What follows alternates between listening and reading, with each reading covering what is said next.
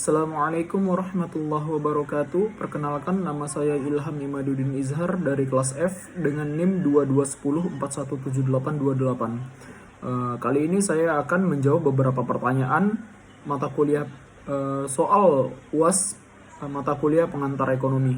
Oke, yang pertama, jelaskanlah bahwa terjadinya perubahan harga dapat menimbulkan pengaruh berbeda dalam hal jumlah permintaan barang-barang antara barang perlu dengan barang mewah. Kemudian kaitkan jawabannya dengan elastisitas harga untuk permintaan. Oke, untuk jawabannya yang pertama, perubahan harga sedikit saja mempengaruhi permintaan barang perlu. Lalu perubahan harga sangat mempengaruhi permintaan barang mewah. Nah, pengaruh perubahan harga terhadap permintaan barang perlu dan barang mewah yaitu yang pertama, perubahan harga sedikit saja mempengaruhi permintaan barang perlu. Oleh karena itu, untuk barang perlu memiliki permintaan yang bersifat inelastis. Persentase perubahan jumlah yang diminta lebih kecil daripada persentase perubahan harga. Lalu, perubahan harga sangat mempengaruhi permintaan barang mewah. Oleh karena itu, untuk barang mewah memiliki permintaan yang bersifat elastis. Persentase perubahan jumlah yang diminta lebih besar daripada persentase perubahan harga. Jadi, perubahan harga sedikit saja mempengaruhi permintaan barang perlu, sedangkan perubahan harga sangat mempengaruhi permintaan barang mewah. Harga adalah salah satu dari 5 penentu permintaan, tetapi tidak mempengaruhi permintaan untuk semua barang dan jasa secara merata. Ketika harga sangat mempengaruhi permintaan, barang atau jasa tersebut dikatakan memiliki elastisitas permintaan. Elastisitas permintaan terjadi ketika harga suatu barang atau jasa berpengaruh besar terhadap permintaan konsumen. Jika harga turun sedikit, konsumen akan membeli lebih banyak. Jika harga naik sedikit, mereka akan berhenti membeli sebanyak mungkin dan menunggu harga kembali normal. Lalu untuk nomor 2, jelaskanlah kelebihan dan kekurangan pasar dengan persaingan sempurna, pasar oligopoli dan pasar monopoli dari sisi firm dan dari sisi konsumen. Oke? Kelebihan pasar persaingan sempurna. Yang pertama, harga benar-benar terbentuk melalui mekanisme harga. Harga yang terbentuk tidak ada campur tangan pemerintah maupun asosiasi produsen. Lalu yang kedua, dalam jangka panjang akan terjadi harga yang menguntungkan konsumen karena harga dibentuk dari biaya rata-rata minimum. Sehingga pasar menjamin diproduksinya produk dengan biaya rendah. Lalu yang ketiga, persaingan sempurna tidak memerlukan adanya iklan karena jenis barang, kualitas dan harganya hampir sama. Untuk kekurangannya, keuntungan yang diterima dalam skala normal sehingga beberapa perusahaan sulit menyediakan dana untuk pengembangan. Lalu yang kedua, ada konsumen dapat merasa jenuh dalam pembelian karena produk pada pasar adalah produk homogen sehingga membatasi pilihan konsumen. Untuk yang ketiga, persaingan sempurna dapat menimbulkan biaya sosial. Perusahaan yang abai dengan biaya sosial akan menimbulkan kegiatan produksi yang merugikan masyarakat, misalnya polusi, penggunaan bahan pengawet berlebihan, dan lainnya. Lalu, kelebihan pasar oligopoli. Konsumen dapat memilih produk sesuai dengan keinginannya karena pasar ini menyediakan banyak pilihan.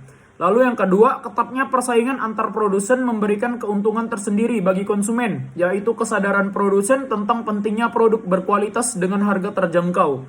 Lalu, umumnya produsen di pasar oligopoli selalu melakukan inovasi terhadap produk dan pelayanannya, sehingga dengan sendirinya produk akan terus berkembang.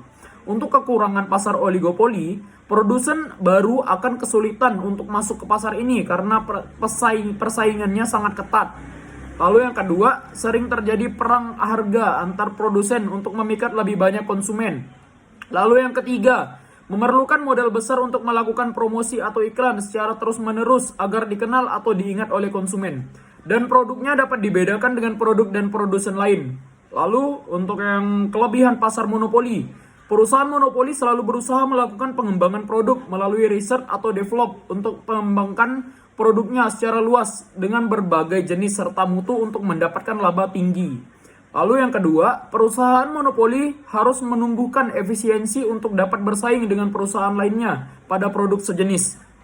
Lalu untuk yang ketiga, kekuasaan perusahaan monopoli harus dikontrol dan diawasi negara. Lalu yang keempat, pasar persaingan monopoli dapat menghasilkan inovasi baru yang dilindungi undang-undang, hak cipta dan hak paten dari berbagai perlombaan untuk penemuan baru. Lalu yang terakhir kelima, persaingan monopoli akan menumbuhkan kemajuan pesat dalam teknologi. Nah, untuk kekurangan pasar monopoli, yang pertama ada monopoli berkuasa dalam penentuan jumlah produksi yang berdampak pada ketersediaan produk untuk konsumen. Lalu untuk yang kedua, persaingan ini menumbuhkan eksploitasi terhadap pemilik faktor produksi. Lalu persaingan ini juga menumbuhkan ketergantungan konsumen karena mereka tidak bisa membeli pada perusahaan yang lain meski mereka dirugikan. Lalu monopolis akan bebas menguasai penjualan karena perusahaan lain susah masuk pasar. Dan untuk yang terakhir, persaingan dapat menumbuhkan pendapatan yang tidak merata karena keuntungan hanya pada monopolis dalam waktu jangka panjang. Nah, untuk soal yang terakhir nomor 3, jelaskan mengapa alat untuk mengukur yang paling menyeluruh bagi output nasional adalah GNP atau Gross National Product. Oke, jawabannya adalah Gross National Product atau disingkat GNP adalah total nilai pasar semua produk dan jasa yang dihasilkan dalam 1 tahun dengan tenaga kerja dan properti yang disediakan oleh semua penduduk atau warga negara dimanapun lokasi produksinya. Dengan demikian, produk nasional bruto akan memperhitungkan jumlah seluruh output warga negara dimanapun berada, termasuk yang bekerja di luar negeri. Oke, itu adalah jawaban dari saya. Terima kasih. Assalamualaikum warahmatullahi wabarakatuh.